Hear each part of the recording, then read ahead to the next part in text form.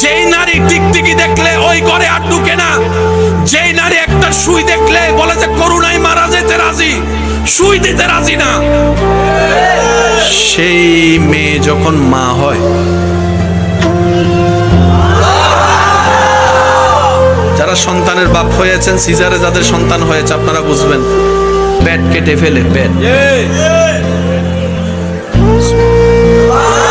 আমি যদি আপনাদেরকে একটু বুঝাতে পারতাম, শুনেন, ভূমি হওয়া এক রকমের শান্তি, ভূমি হচ্ছে না শুধু ভূমির বাপ, মেজাজও ধরে, মনও ধরে।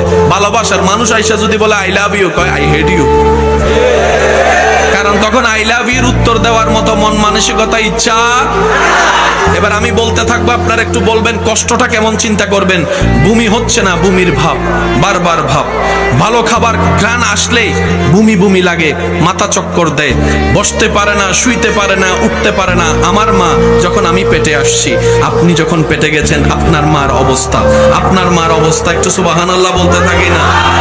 আমার মার অবস্থা, শুইতে পারে না, বসতে পারে না, দাঁড়াতে পারে না, খাইতে পারে না, ঘ্রাণ নিতে পারে না, আবার এদিকে সংসারে সব রান্নার কাজ করা লাগে।